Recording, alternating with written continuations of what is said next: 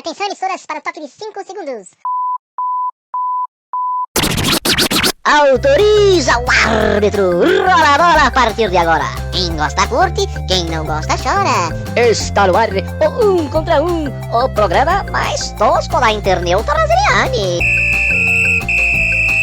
Salve, salve, galera da interneuta! Estamos aqui para mais um podcast, o nosso podcast número 5. Quem diria que esta bagaça iria tão longe?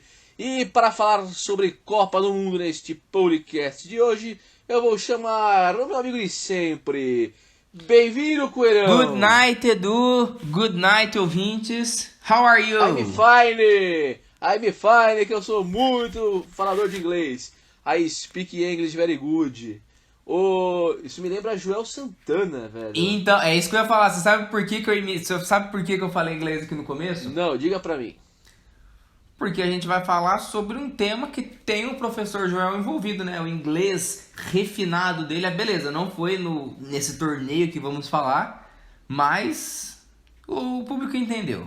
O público entendeu, o grande Joel Santana, meu amigo Coelho. E, Coelho, eu gostaria de publicamente, antes de começarmos aqui o nosso podcast, publicamente mandá-lo para aquele lugar.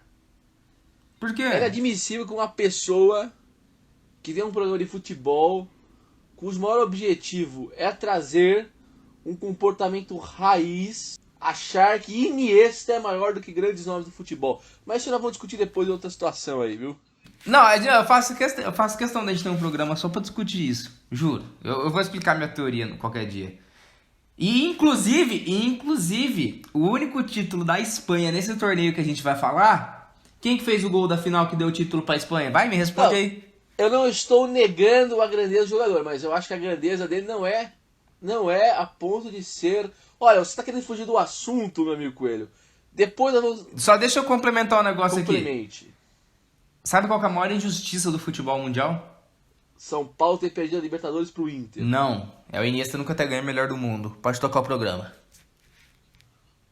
Tá bom, essa é a sua opinião, não é? Vou deixar bem claro que esta é a opinião dele. Não é a opinião deste programa. Mas, compensando, nós vamos emitir a nossa opinião desse programa, se você me permite, depois, meu amigo Coelho. Depois do final do programa, vamos fazer uma nota séria, hein? Não, eu faço questão. Sério, vou precisar da sua concentração, o negócio vai ser sério. Mas quando vamos falar de Copa do Mundo, falar de Copa do Mundo... Não, é verdade, a gente nem falou qual era o tema do podcast.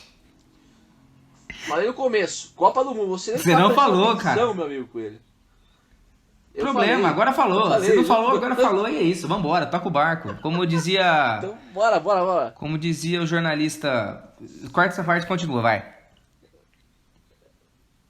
Como dizia aquela atriz, taca-lhe Taca pau, ali. né? Nesse carrinho, Vamos. Marco. Lá vem desse namoro da vossa ovelina. Vamos lá, ô meu amigo Ringa. Copa do Mundo. De 4 em 4 anos, o mundo é presenteado com este mega evento. Maior, meu caro Coelho, que as Olimpíadas. A Copa do Mundo é maior que as Olimpíadas. Ela é vista por mais gente que as Olimpíadas. Ela dá mais dinheiro que as Olimpíadas. E ela acontece de 4 em 4 anos, assim como as Olimpíadas. Será que em 2022 teremos Copa? Primeiramente que a Copa do Mundo você colocou aí que é o maior evento que acontece, certo? Certo. Só que na verdade não é, sabia? Não é? Não é, cara. O maior evento que acontece, assim, que as pessoas se orgulham, que as pessoas se unem e ficam felizes, que acontece, sabe que coisa que nunca acontece? É quando você sai de casa pra uma festa. Isso é verdade. É o mais aguardado. Os botecos reabrirem está mais aguardado do que se nós teremos ou não Campeonato Brasileiro este ano. Mas... Pior que é verdade. Pior que é verdade. A campanha Volta Bar está na frente da campanha Volta Estádio. E Mas eu assino embaixo. eu também assino embaixo. Eu podia botar os dois juntos. Mas quarentena sempre em primeiro lugar, saúde em primeiro lugar. Não, claro. A Copa do Mundo, ela surgiu em 1930 no Uruguai. Porém, a sua história vem um pouco antes, né? Em 1904, surge a FIFA, Federação Internacional de Futebol, onde ela aparece com o principal objetivo de quê? De criar um torneio entre seleções, entre países, para ver qual que era o melhor do mundo. Essa ideia começa a ser estudada e em 1924, o Jules Rimet, que estava ali na FIFA, ele começa a levar a entidade com um tom mais de profissionalismo, vamos dizer assim. E com isso, em 1928, ele tem a ideia de criar esse torneio, que citaram lá em 1904, porém com jogadores profissionais.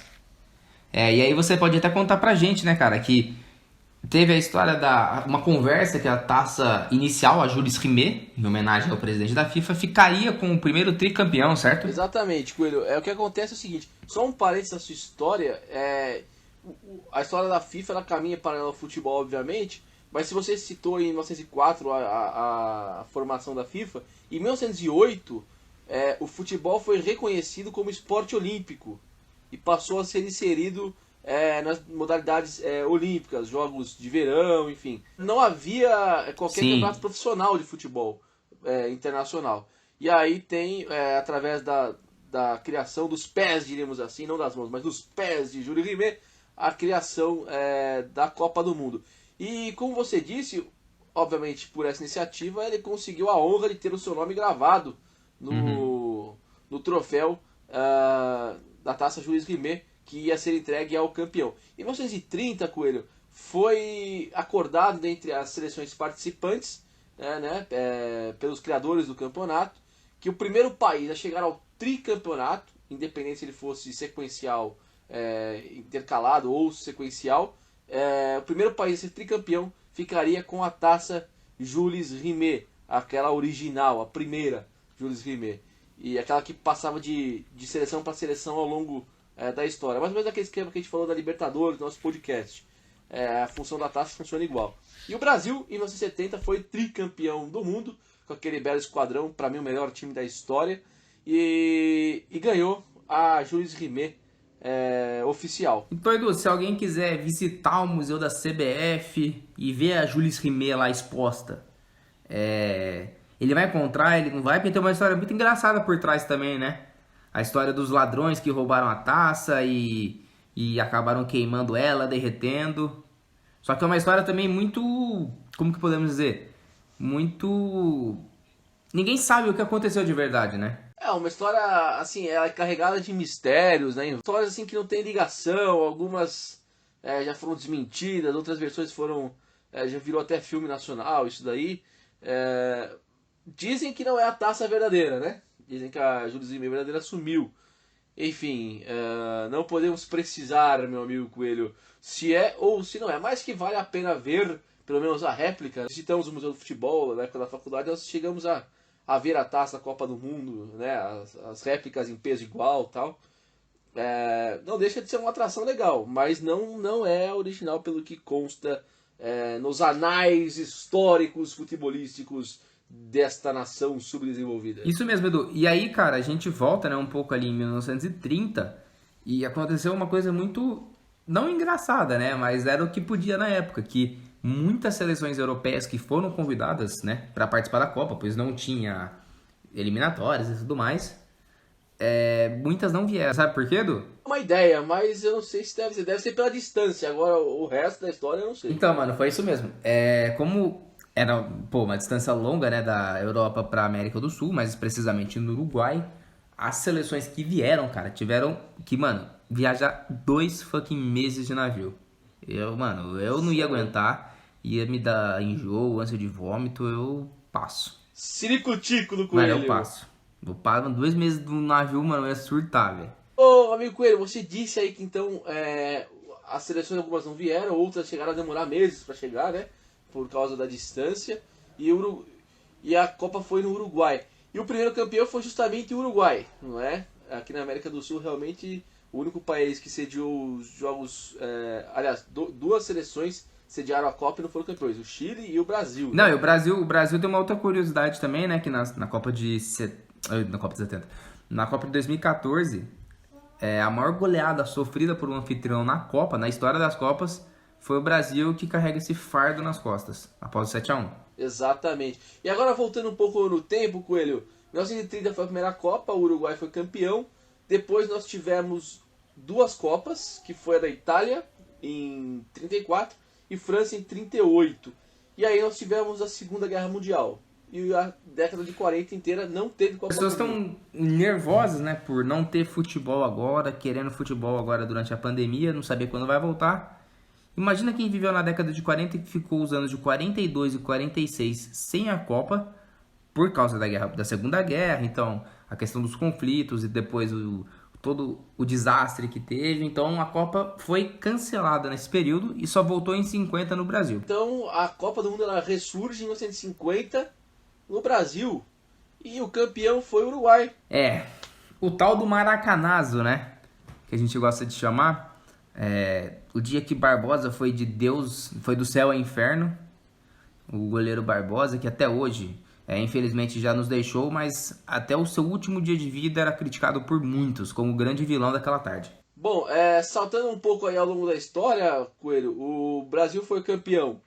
Então, o primeiro título veio em 58, 2 Copas depois, que nós fomos campeões, vencendo a Suécia.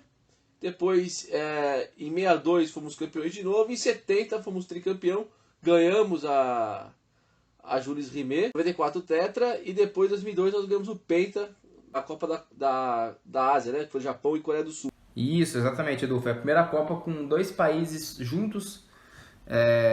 Lógico, foi a primeira Copa na Ásia e a primeira Copa com 2 países sedes. Perfeito. A gente vai fazer mais podcasts exclusivos das Copas, né? A gente já tem até programado isso. Nós vamos focar em cada título do Brasil. Hoje é mais um compilado da Copa do Mundo em si, tratando da Copa do Mundo em si. E alguns fatos que eu vejo que você é uma pessoa jornalista e jornalista e pesquisa aí bastante coisa. E você trouxe alguns números bem interessantes aqui, por exemplo, um número que eu quero debater com você aqui é o seguinte: existem 213 seleções filiadas à FIFA. Dessas 213, só 76 já se classificaram para pelo menos uma Copa. E dessas 76 que já se classificaram, somente 8 tiveram a oportunidade de levantar a taça. Não, só para a gente começar aqui o nosso debate. Você acha que tem algum segredo para ganhar a Copa do Mundo? Você acha que as seleções elas estão ficando ultrapassadas? Algumas seleções não estão conseguindo acompanhar o futebol moderno? O que você acha? Mano, eu acho que infelizmente o futebol moderno ele toma conta do cenário atual. E sim, muitas seleções não conseguem chegar aos pés de outras. Vamos supor, seleções que nos seus continentes dominam, como é o caso do Egito. Na África, sem dúvida nenhuma, é o que mais comanda ali. E chega na Copa e não consegue desempenhar um bom futebol. Não consegue desempenhar o que desempenha nas eliminatórias. Infelizmente. Mano, eu sempre gostei de seleção pequena, tá ligado? Seleção sem tradição. Sempre gostei de ver comprar camisa dessas seleções. E infelizmente eu vejo que muitas nunca vão ter oportunidade de jogar uma Copa justamente por isso, né? Não tem jogadores nos grandes mercados. Jogadores às vezes são amadores e tem outras profissões. Então sim, eu concordo. Eu acho que infelizmente, por um longo tempo, eu falo, mano, quero muito queimar minha língua em 2022 e ter o Brasil campeão. Mas eu acredito que vamos ter um bom tempo, um longo período de domínio dos europeus, como já estamos tendo. O caso do Brasil é um caso mais acho que de administração, né? Como muitos clubes brasileiros que caíram no ostracismo, foi em relação à má administração, má gestão, enfim. Uma seleção que depende de um jogador realmente não tem gabarito para ser campeão do mundo. Agora... E eu não acho que, por exemplo, como a gente fala no futebol, no nosso futebol com os clubes, que a gente fala que camisa ganha jogo, hoje em dia eu já não concordo mais com isso, porque você pega nas seleções, né? Seleção como a Itália, a Inglaterra, não vou citar o Brasil por patriotismo, né? Por gostar muito da seleção, mas enfim, quem quiser colocar no meio pode colocar. Mas eu coloco Itália, Inglaterra, Holanda como seleções que são grandes e no momento, você tem uma Croácia que chega na final, você tem uma Islândia que surpreende, você tem outras seleções europeias começando a nascer, começando a crescer e eliminando grandes grandes clubes, né? Você pega a Rússia, que eliminou a Espanha nas oitavas de final em 2018. Então é isso, eu acho que tem esse domínio europeu, mas tá muito... Não tem mais o favoritismo, sabe? Você tocou assim numa peça fundamental, um nome fundamental, um nome que eu acho muito importante citar. Eu citaria outro nome além da Croácia, citaria a Bélgica também, porque eu acho que Sim, a Bélgica também. a Bélgica acho que ela tem um time mais novo que o da Croácia. Então eu acho que pode render mais no futuro. Mas Sim, eu esqueci da Bélgica. Mas foi o que você falou, a Copa do Mundo da Rússia, se a gente for analisar, várias zebras. Né? A Coreia meteu 2 na Alemanha, né? A Alemanha foi eliminar a fase de grupo. Né? Ninguém esperava isso, cara. Exato. Todo mundo esperava um Brasil e Alemanha nas oitavas. Nas oitavas. E não foi, né? Não, e além disso, teve gente que não foi pra Copa. Holanda não foi classificada pra Copa. Né? Itália. A Itália não se classificou pra Copa. E como você falou, a Itália atrás do Brasil, Itália e Alemanha são as maiores campeãs. Né? A Inglaterra na última Euro também não foi. Na última Euro, e na Eurocopa ainda. Na Eurocopa, que é um campeonato muito mais restrito, que é mais fácil as grandes seleções se destacarem. Aí você Sim. tem, por exemplo, assim, seleções que batem na trave, seleções que são muito colocadas também como candidatas a zebra e não correspondem. Acho que as candidatas a zebra que não correspondem, esse ano foi Portugal. Portugal, né, na última Copa. Portugal foi colocado com uma super... se fosse você postar numa zebra da Copa, 5 mil você colocava em Portugal ali, em cash. Agora, Portugal também é uma seleção que também não chega, né? Depende do papai crise ali e não vai pra frente. Agora, a gente colocando aí esses exemplos, Bélgica, eu acho que a seleção belga é uma seleção que ainda vai ser campeã do mundo, viu? Eu tenho grandes aí perspectivas quanto a eles. E outra seleção que também me encantou muito nessa Copa 2018, que mostrou uma evolução muito nítida no futebol e tem se classificado constantemente para as Copas, é o Japão. O Japão, inclusive, quase eliminou a Bélgica em questão nas quartas de final, se eu não me engano. Não, nas quartas no Brasil, nas oitavas. Nas oitavas. O Brasil perde pra Bélgica nas quartas. Nas oitavas, o Japão chegou a abrir 2x0, não sei se você lembra. Abriu 2x0 com 5 minutos de segundo tempo. O Japão meteu 2x0 na Bélgica. A Bélgica conseguiu virar, tal, o goleiro japonês falhou num dos gols. Enfim, isso aí é Gol no último lance também. Exatamente, mas foi uma seleção que, surpreendeu. Quem esperava que o Japão chegasse a ter esse ímpeto e mandou bola passando perto do gol, pressionou. Ninguém esperava. Agora, Sim. Coelho, uma outra coisa que eu acho que é importante a gente falar é continuidade de trabalho. Eu acho que a Alemanha, por exemplo, foi campeã em 2014 porque ela teve uma continuidade de trabalho. Aquela seleção que perdeu para o Brasil em 2002, ela já não é a mesma seleção que volta para 2006 para disputar na própria Alemanha a Copa do Mundo. Ela começa a sofrer um processo de reformulação. Os mais jovens começam a ganhar espaço. Então naquela época a gente pode destacar os jovens Klose, né? A gente pode destacar o Lan, lateral também. Klose, que é o artilheiro das Copas, né? Com 16 gols. Passou o Ronaldo na última Copa, inclusive com um gol contra o Brasil que ele passou o Ronaldo, né? Sim, em 2014. Enfim, e aí houve uma continuação. Aí 2006 não ganhou. Mas eles mantiveram o projeto para 2010. 2010 bateu na trave, perdeu da Espanha ali na semifinal. Aí bateu na trave. 2014 era aquele time que jogava junto ali há pelo menos 8 anos. E aí não teve como segurar. Pegou ainda uma zaga totalmente... desculpa falar, eu acho que a zaga do Brasil era uma zaga das piores que eu vi de seleção em Copa do Mundo. Nossa, eu tenho uma história boa depois, quando você terminar seu raciocínio, eu vou contar uma história legal que aconteceu comigo. Então, mas só pra fechar, não seleções assim, eu digo, não que os jogadores são má pessoas, porque muita gente confunde isso. Não tô dizendo que os jogadores são má pessoa, ou que os jogadores são ruins. Jamais. Eu acho que o entrosamento gerou uma das piores duplas de zaga da história do Brasil nas Copas. E ainda uma das peças era reserva, era o Dante no 7x1 da Alemanha. Ou seja, já era uma dupla que não passava, pra mim nunca passou muita confiança. E ainda havia uma peça reserva, acho que o entrosamento ali tava bem ruim, né? E aí a Alemanha, entrosada, como eu falei, 8 anos jogando junto, chegou e passeou na frente do Brasil. Então, Edu, a história que eu falei pra você, é engraçada até, não acredito não, com você eu acredito que não tenha sido, mas logo no jogo contra a Colômbia, né, nas quartas de final que o Brasil ganhou, que o Thiago Silva foi suspenso, eu lembro que quando saiu que a Alemanha ia ser adversária, eu falei, não, tá tranquilo. Eu lembro que eu tava num churrasco, eu falei, não, tá tranquilo, pô. O Dante vai jogar, o Dante conhece todos esses caras do Bayern, do futebol alemão. Cara, é até melhor o Dante jogar do que o próprio Thiago Silva. Eu lembro que eu falava isso.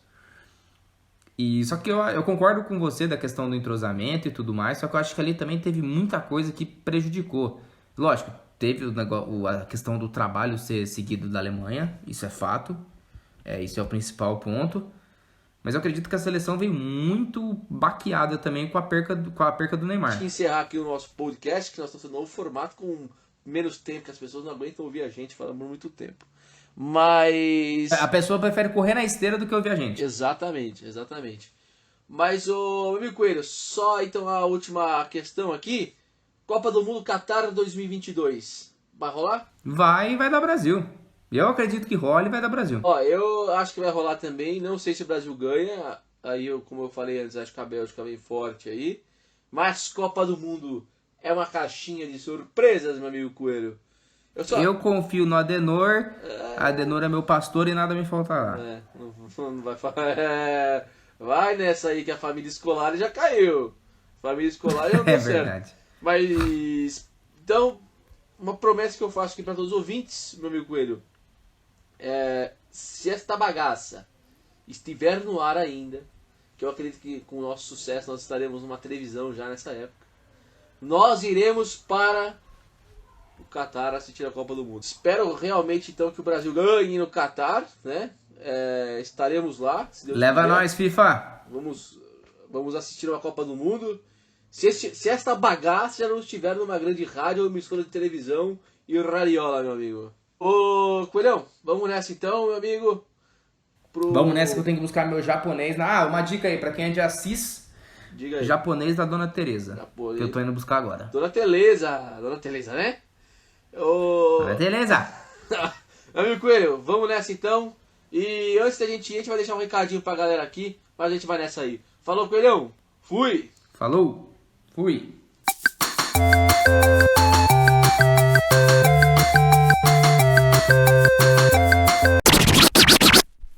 Fala, Coelhão! Meu, você tá ligado no que tá sendo sorteado lá no nosso Instagram do 1 contra 1? Olha, Edu, eu ouvi dizer que o 1 contra 1 tá sorteando no seu Instagram oficial uma camisa de time. Personalizada. Quem ganhar vai poder escolher o nome e o número que vai na camiseta. E ó, se for mulher que ganhou, nós vamos mandar a camiseta versão feminina. Que não tem essa coisa de mandar coisa só pra homem não, velho. É isso mesmo, Du. E para participar é muito fácil. É só acessar o nosso Instagram, 1 contra 1, 1.contra.1, tudo em extenso, curtir o nosso post da promoção, marcar 3 amigos e seguir o nosso Instagram. Não tem erro, não tem segredo, é fácil. Exatamente, mas galera que for participar tem que seguir e curtir o post. Se você for o sorteado ali pelo comentário e não tiver curtido a nossa página ou o post, você não vai receber. A gente vai sortear de novo e só vai receber quem fez as 3 etapas do processo.